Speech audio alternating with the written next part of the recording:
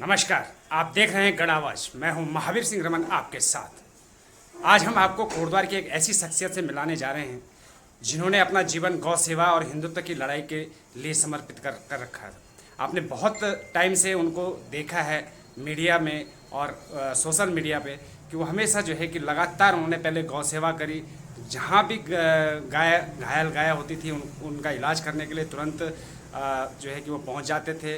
और उसके बाद हिंदुत्व की लड़ाई में उनका पूरा बड़ा योगदान रहा। कोटद्वार में उनको बच्चे से लेकर बुजुर्ग तक हर व्यक्ति, हर समाज का आदमी जानता है।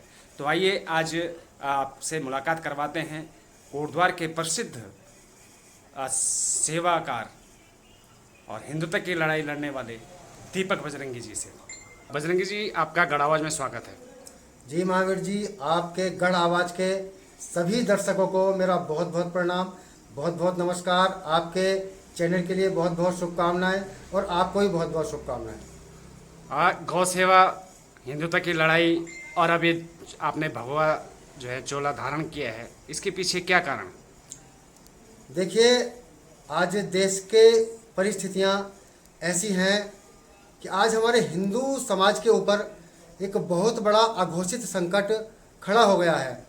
और जो हमारा उत्तराखंड प्रदेश है, आज यह उन षड्यंत्रकारियों के प्रमुख निशाने पर है और उत्तराखंड को कश्मीर बनाने की तैयारियां पूरी तरह से हो चुकी है। तो मेरे गुरु यति नरसिंहानंद जी ने एक बात हमेशा वो कहते हैं कि अब हिंदू समाज का कल्याण करने के लिए संतों को ही आगे आना पड़ेगा।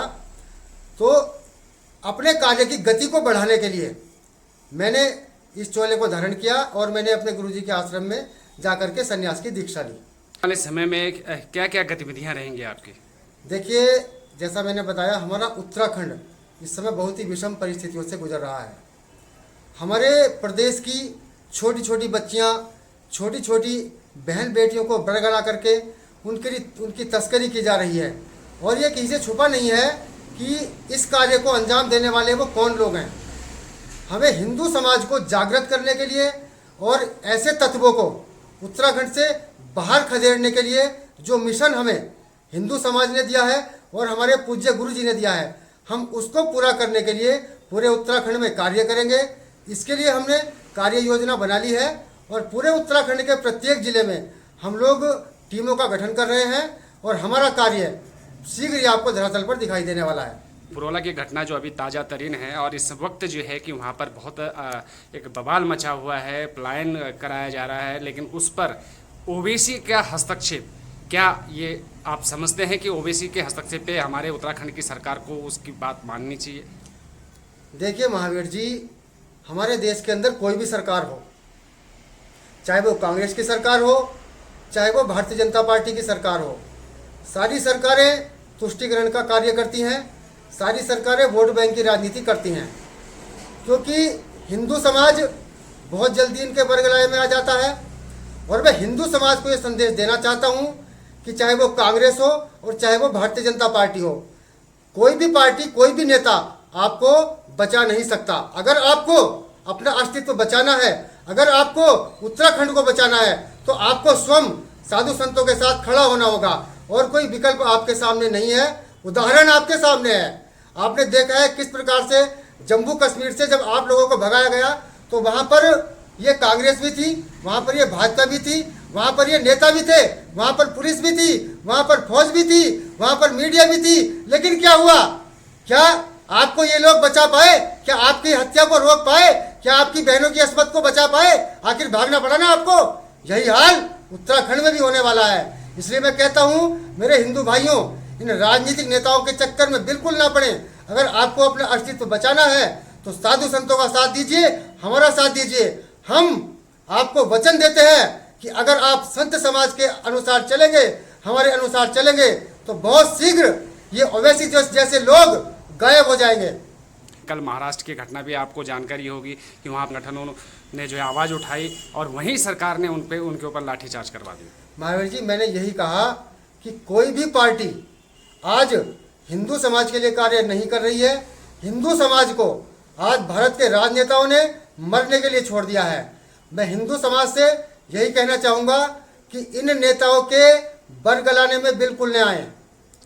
अच्छा, महापंचायत की तैयारियां चल रही है, 25 जून को जो है महापंचायत होने जा रही है देहरादून में, लेकिन उसे रोकने का भरसक प्रयास किया जा रहा है। क्या मैं मुख्यमंत्री धामी जी से स्पष्ट कहना चाहूँगा कि जो थोड़ा बहुत बचा हुआ हिंदुओं का विश्वास आपके ऊपर है उसको ना तोड़ें, क्योंकि बहुत शीघ्र ही निकाय चुनाव आने वाला है और ये हिंदू समाज जिस अपेक्षा से, जिस उम्मीदों से आपको मुख्यमंत्री की कुर्सी पर बैठाया था, यह हिंदू समाज आज आपकी इन हरकतों से खुश नहीं है और यही हिंदू समाज एक दिन आपको यहाँ से उतारने का कार्य भी कर सकता है।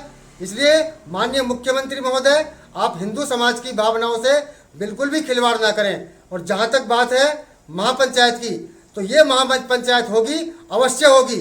इस महापंचायत का आह्वान साधु संतों ने और अखाड़े के हमारे महात्मा लोगों ने किया है और अगर रोकने का प्रयास किया गया तो हमारे अखाड़ों के लाखों की संख्या में हमारे साधु, हमारे सन्यासी हथियार लेकर के सड़कों पर उतरेंगे और जो ये सरकार नहीं कर पाएगी, जो ये प्रशासन नहीं कर पाएगा, उस कार्य को साधु संतों के द्वारा अंजाम दिया जाएगा।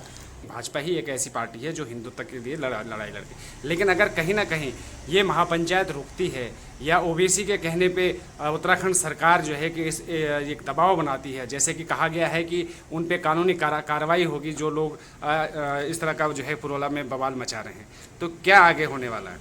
देखिए महावीर जी, हिंदू समाज अब जाग चुका है, खड़ा हो चुका है और किसी भी प्रकार की कार्रवाई से डरने वाला नहीं है। जहाँ तक सरकार की बात है, मैं पहले भी कह चुका हूँ, सरकार हिंदुओं के मामले में हस्तक्षेप करना बंद करे। और मैं तो इस बारे में सिर्फ योगी जी का उदाहरण देना चाहूँगा। जिस प्रकार से योगी जी कार्य कर रहे हैं, धामी जी को उसी तर्ज पर कार्य करना होगा। अगर उस तर्ज पर कार्य नहीं करेंगे तो साधु संतों के द्वारा इनका भी बहिष्कार किया जाएगा। आपने योगी जी का जिक्र किया है, योगी जी को बंगाल बिहार के लोगों की भी मांग है कि यहाँ के मुख्यमंत्री योगी हो, तो उत्तराखंड वासी क्यों नहीं इस मांग को कर रहे हैं कि योगी जी को जो है उत्तराखंड की भी कमान सौंपी जाए? हालांकि वो मुख्यमंत्री यूपी के ही रहेंगे, लेकिन उनको एक जिम्मेदारी दी जाए। महावीर जी, मैं तो कहता हूँ कि ऐसा होना चाहिए। उत्तराखंड के लोगों को सड़कों पर आकर के ये आवाज़ उठानी चाहिए कि योगी जी महाराज को मुख्यमंत्री का अतिरिक्त प्रभार उत्तराखंड का दिया जाए, क्योंकि वर्तमान समय में मैं नहीं समझता कि उत्तराखंड के अंदर कोई भी ऐसा नेता है जो आज उत्तराखंड को जिहादियों के आतंक से बचा सकता है। बिल्कुल ये होना चाहिए। जी, आज की ताज़ा खबर है कि उत्तराखंड पुलिस ने जो है जितने भी लव जिहाद के मामले हैं उनकी फाइलें खंगालनी शुरू कर दी है। अगर उसमें उन्होंने ये कहा है कि अगर कोई जांच करके अगर कुछ ऐसा धर्मांतरण का विषय सामने आता है तो उस पर कार्रवाई। क्या उत्तराखंड? देखिए, अगर पुलिस इसमें जांच करेगी, पिछले कई वर्षों से हम इस क्षेत्र में कार्य कर रहे हैं, बहुत सारे ऐसे मामले आए हैं पूरे उत्तराखंड के अंदर जो कि दबा दिए गए हैं। कुछ पुलिस के द्वारा दबा दिए गए हैं, कुछ अन्य कारणों से दबा दिए गए हैं। अगर इसकी निष्पक्ष जांच होगी तो बहुत बड़ी संख्या में ऐसे मामले निकल करके आएंगे और ये होना चाहिए। तभी जनता को सच्चाई पता लगेगी कि ये एक सोची समझी प्लानिंग के तहत जो लव जिहाद है कितने समय से उत्तराखंड में चल रहा है, यह अवश्य होना चाहिए और इसके बहुत ही सकारात्मक परिणाम आएंगे। आने वाली पीढ़ी के लिए मेरा ये मैसेज है, आप इस समय इस्लाम के जिहाद से पीड़ित हैं और इसकी पीड़ा को समझने के लिए हमें इसकी जड़ों में जाना होगा, इसकी जड़ों में मट्ठा डालना होगा। हमें अपने युवाओं को, आने वाले भविष्य को हमें ये जरूर बताना चाहिए कि इस्लाम की शिक्षा क्या है और इसका कारण क्या है जो इतनी बड़ी ये घटनाएं हो रही हैं।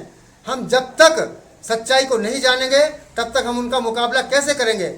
उनका मुकाबला करने के लिए हमें इस्लाम की सच्चाई को जानना बहुत आवश्यक है और हमें ये जानना चाहिए।